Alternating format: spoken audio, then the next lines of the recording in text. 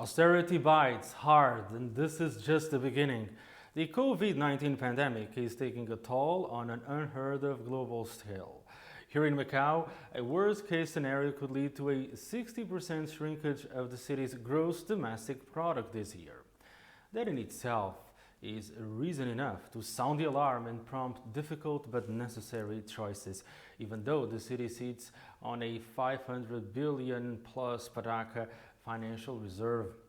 The government's 10% blanket cut on current expenditure is just a first step. With the road to recovery bumpy as it is, further precautionary measures are in the pipeline now that government departments are drawing up next year's budget. There are silver linings over the horizon, but nothing sunny enough in the short term to signal a bounce back. The optimistic position stresses that, compared to other regions around the world, Macau is well positioned to partake in a mainland-led return to normalcy, thanks to an expected yet limited and nucleic acid test-dependent South China bubble.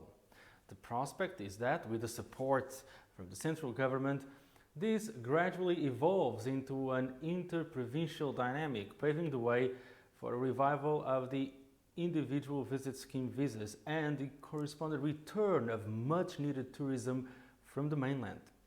Such recovery would no doubt be protracted, however, taking years to get back to anything resembling a life before COVID-19.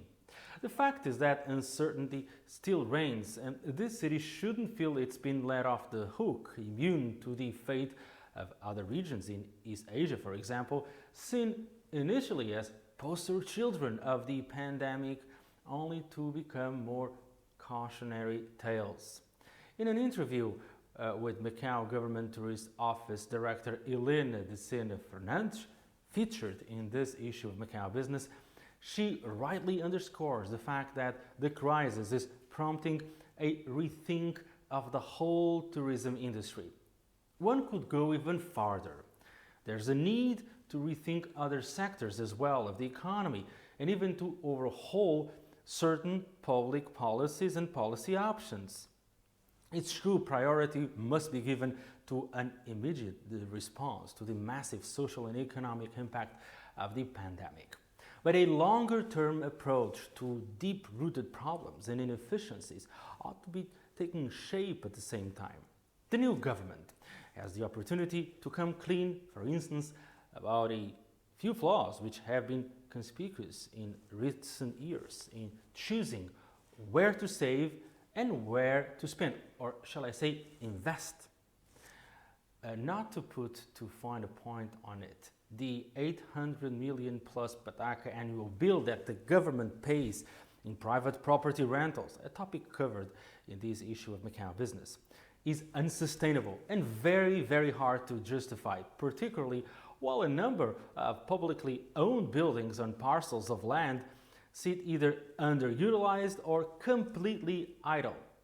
Whatever happened, by the way, to the plans to build a large-scale public complex to house governmental and judicial departments?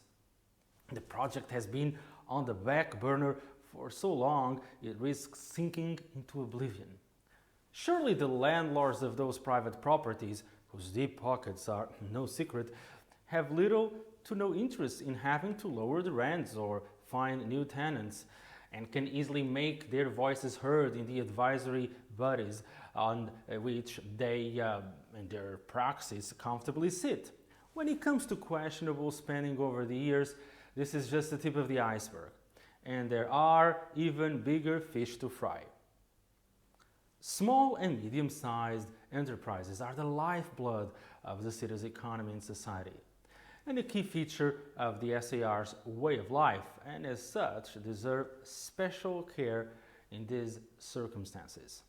In wake of an early and welcome one-size-fits-all batch of measures aimed at coming to the rescue of local residents and providing a short-term lifeline for small businesses, there's a need now for a new round, tailor-made measures to meet the needs of specific industries. At this stage, despite the foggy outlook, there ought to be a two-tiered approach. In the shorter term, a new batch of measures to follow on from the well-judged e-consumption card, and a longer-term, multi-year comprehensive plan to sustain the city's priceless yet somehow fragile fabric to be included in the coming policy address. Beyond that, the view from the bridge, looking further ahead, shows us that an unwavering commitment to mutually beneficial regional integration and cooperation, competent and accountable governance, a productive and competitive business elite, nurturing new and innovative local champions, upholding the sound rule of law and a free flow of ideas is crucial to ensure the SAR's relevance and autonomy and to further enrich the country's modernization process. The complicated external and international environment, where black swans and grey rhinos are basically just around the corner, turns up the heat.